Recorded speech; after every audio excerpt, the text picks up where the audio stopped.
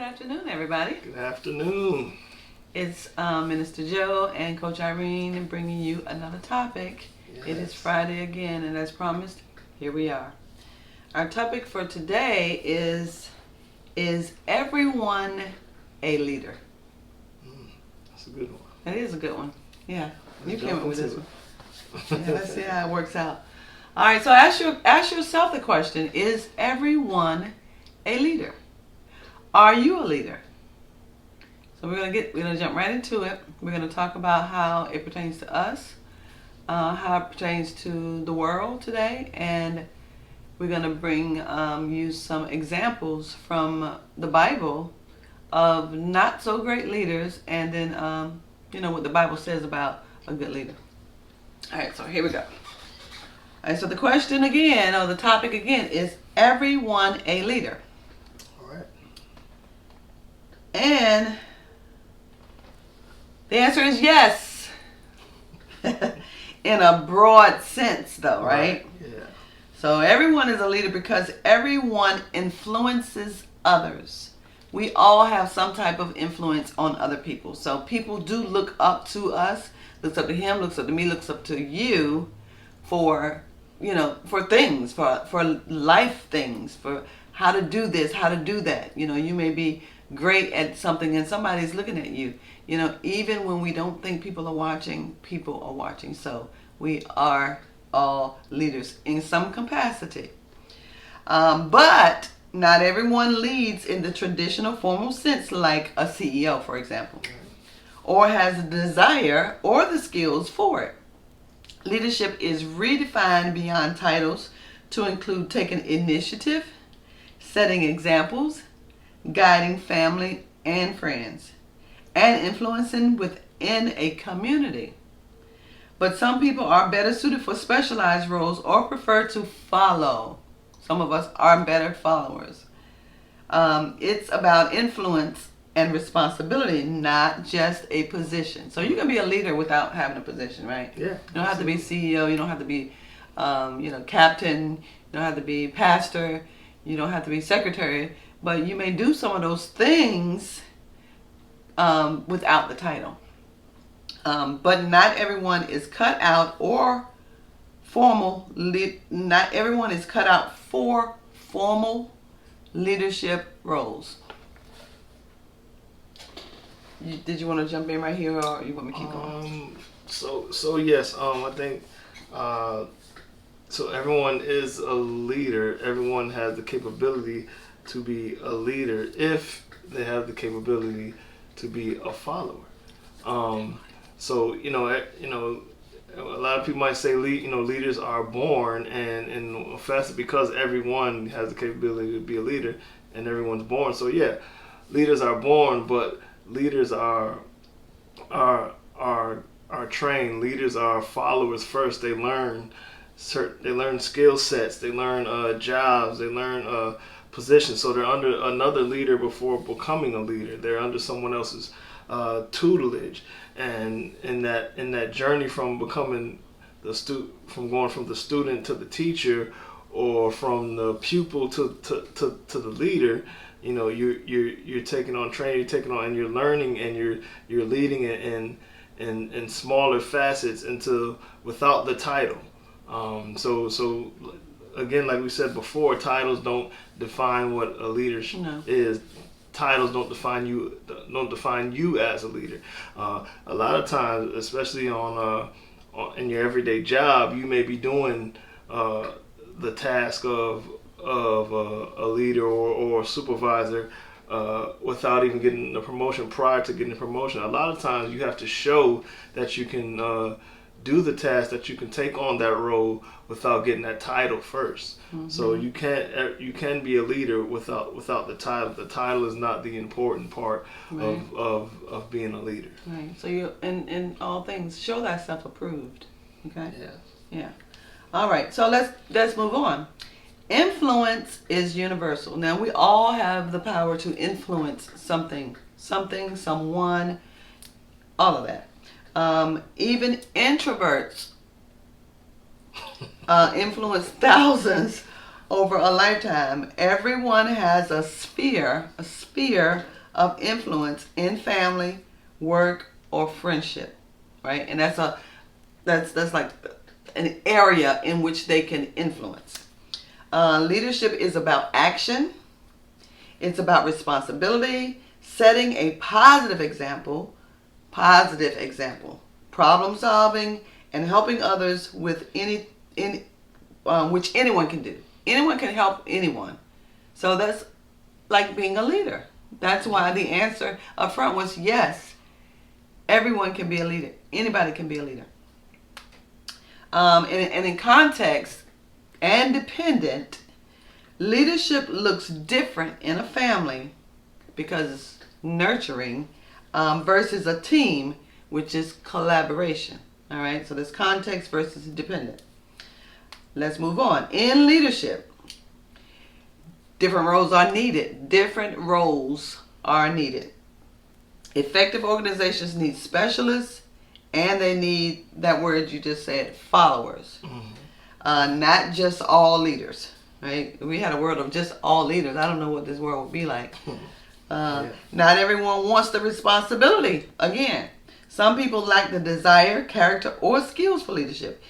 It's a specific skill set. Some skills like vision, we have visionaries, decision making are more aligned with formal leadership, and not everyone's talents match these demands. Now, did you want to add anything before I go into the Bible? Let's talk about us for a minute as far as leadership goes. Yeah, I'm in charge. Okay, you're in charge? Uh-huh. He said he's in charge. I won't let him say that because, I'm a follower, but I am also a leader. Yes, you are. I am a leader. I try to do my best in whatever role that I have to play. On my job, I was a leader, but I had to follow. I had to follow first, and I watched those who were great at what they did, and I wanted to be like them. So, watching them and being under their leadership and under their tutelage afforded me the opportunity to be just as good as they are, and I'm proud of them. I'm thankful for them, and I'm now doing what I have to do. So, you want to say anything about you? Yeah, I guess. Other than you're the leader, or you're in charge. Yeah, so I guess I'll speak as far as myself on the job. Like I was saying before, I'm in a position, a supervisory position now, but once I got the position, most of the tasks that were assigned to me weren't new to me, because I learned throughout the years what the job was and those transferable skills. Yes, and was doing it prior to getting the assignment in the absence of actually having a supervisor, and that kind of made the decision making. For those that are on the hiring board, that kind of made the decision making a little easier for them because I was already doing the job, so why not? And still to this day, I take in the absence of my higher ups now, in their absence, I take on those roles because someone's got to do it to keep the ball rolling on things, and as a leader, it's important to be a good follower. It's important to be able to take direction, not just from the top, but from those under you. Yes. Because you don't know it all. Right. And you can learn from everybody. Yeah. Oftentimes, people who are below the leaders, they know a lot. They really do. They have a lot to add. And you take initiative a lot, and I know that you do. And leaders have to take initiative. Leaders have to get in there and do it, right? And to the best of their ability. Let's move on.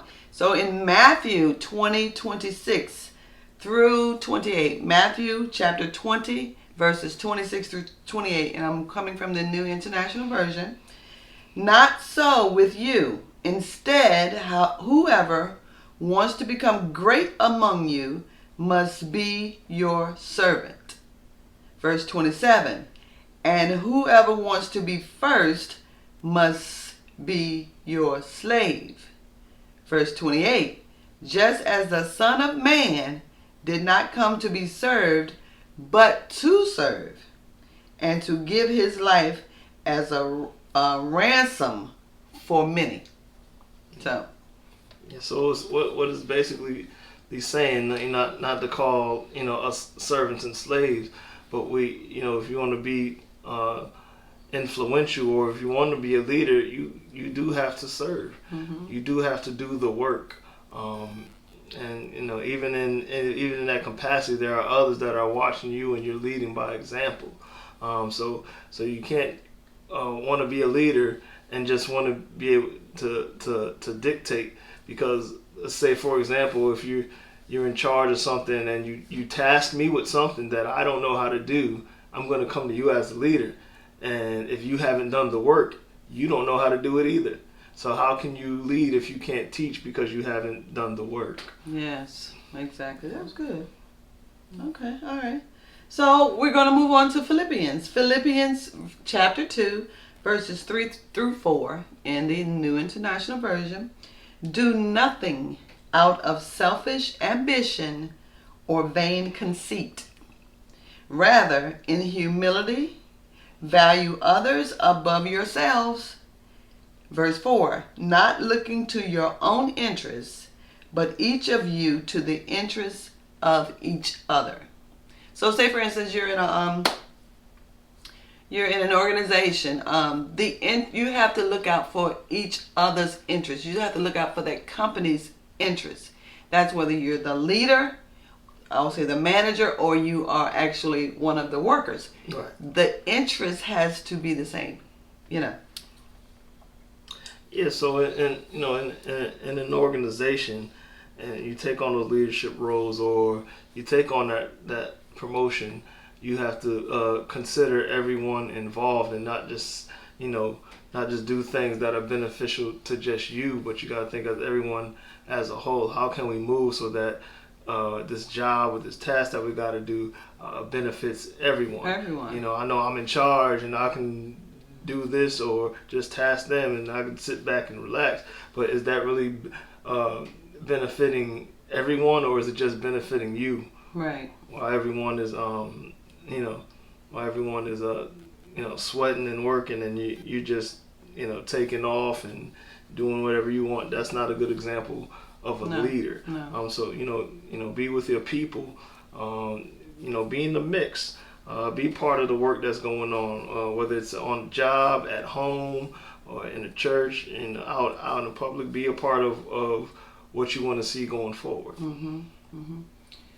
Be the change you want to see, right? Yeah. So while we're on church, so you said it has to benefit everybody. So because I was I was on YouTube last night and I saw a lot of pastors who are falling. The fall of several pastors, and it's been behind money. Mm-hmm. They started out as being good leaders. People thought they were, and then they started asking for money. And I'm not saying anything against anybody's church or anything, but some of the pastors, from what I was watching last night, didn't appear to have everybody's interest at heart.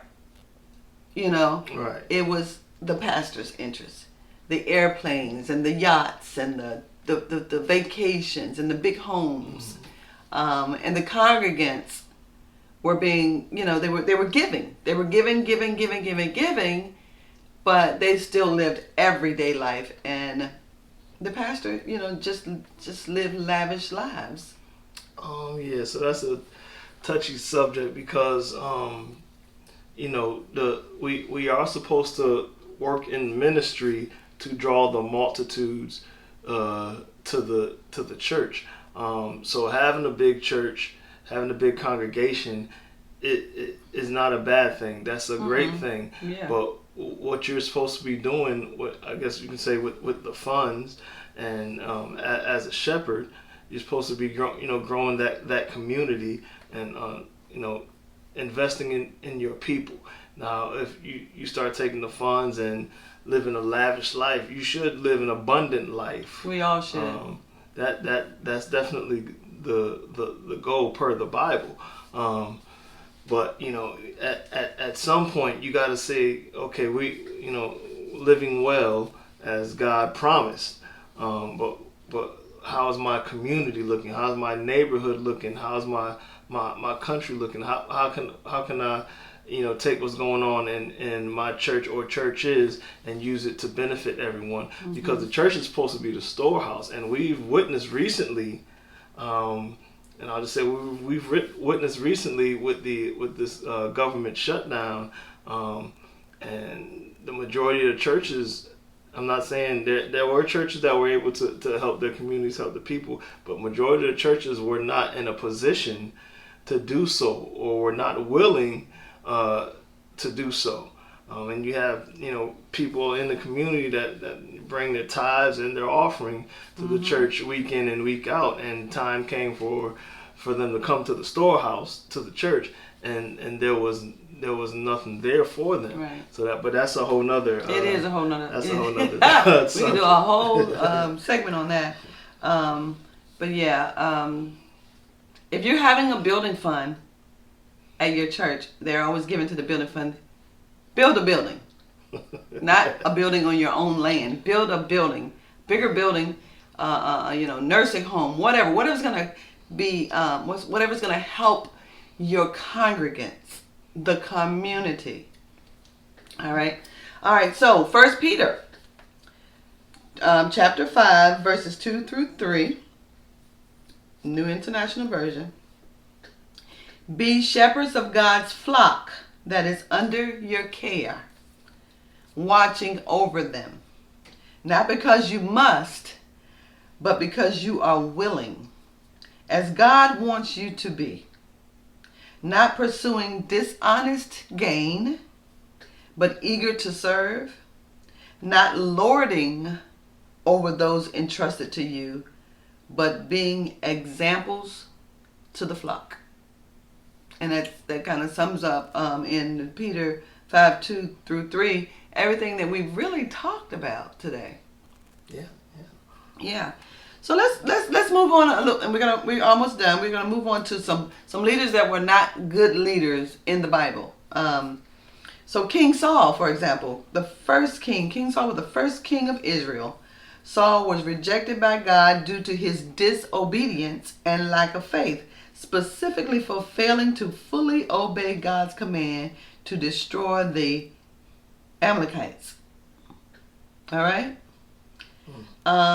King Rehoboam, Solomon's son, who lost the kingdom of Israel after he rejected the advice of the elders and followed the counsel of his peers, leading him to impose heavier burdens on his people. Then there was King Ahab and Jezebel. This king and queen led Israel into idolatry and promoted wicked practices. And then the last one in the Old Testament is King Manasseh, a cruel and idolatrous king who committed many evils, including sacrificing his own sons, before eventually repenting while in captivity. So, again, these were leaders. Everyone can be a leader, but it does not mean that everyone is a good leader. Correct. And it does not mean that God is pleased with your leadership. Correct. So they're all leaders, but these are leaders that were supposed to be following God. So even in their leadership, they're supposed to be taking counsel and direction from God, and they went the opposite way. So that's very, very important to remember. Even in leadership, there's someone, in this case, God, that you have to follow. Every manager has a manager. Everyone is under someone's direction. So don't get so caught up in your own vibrato or your own self that you fail to realize and recognize that you still have to be accountable to someone. Mm-hmm. Yeah. And it's very important as a leader that everyone has the capability to be a leader, but you have to know what things you can lead in. There's some people that are in assignment and on assignment for things they don't have the ability or capability for, and they know that they have the capability to lead, but they're leading in the wrong thing. There's a small example. You have people that may be in your church in the music ministry and can't sing a note. But they might be good ushers or good welcomers or someone that could do the announcements, or you may have someone that's an usher and just the meanest person in the world. Oh, wow. So you got to know your area of your area of responsibility, or your area of and what that entails. Capability. And what that entails. Yeah. So, yeah, you said a mouthful there. And even if you have this person who can't sing, or you have this usher who really can't usher, they're mean. In every organization, in every church, in every position, there should be training.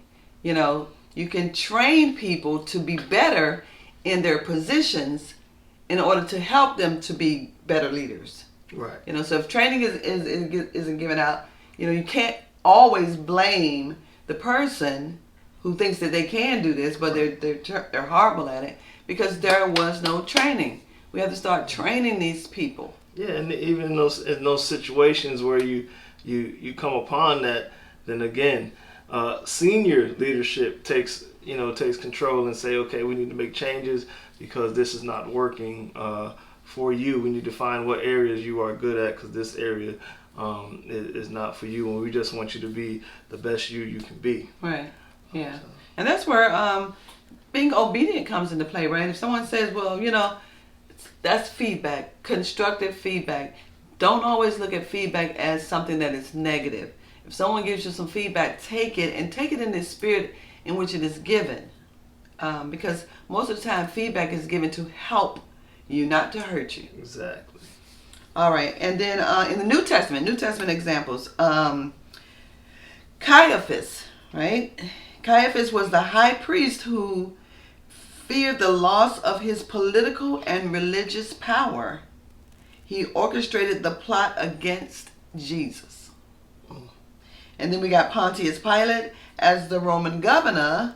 He failed to stand for justice and ultimately sanctioned the crucifixion of Jesus after caving to the demands of the crowd. And then there is Diotrephes, a church leader who was characterized by his selfish ambition. There's that selfish ambition again. Love of power and refusal to show hospitality to traveling missionaries, as described in John 3. You have anything you want to add before we conclude this?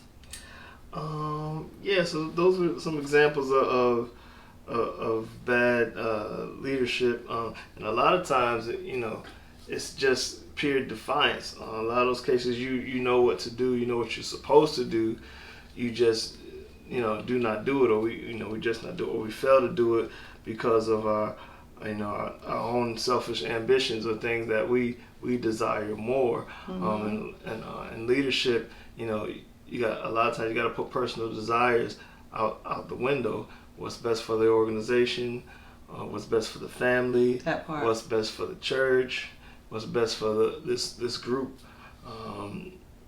You got to look beyond yourself, and align your will and your aspirations with the goals of the organization. Exactly. So if you notice, these were kings, they were queens, they were high priests. Sometimes when we get to a certain level, we forget. We fall, right? We forget about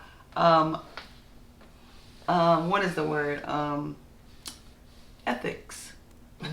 For example, I'm gonna give a quick example. Like King David, for example, he was a great king. He did a lot. God loved him, but he fell because he got too big-headed. He did the thing with Bathsheba. Yeah. Yeah. So he fell from grace, but He fixed it. So anybody that's out there leading today, we have a chance to fix it.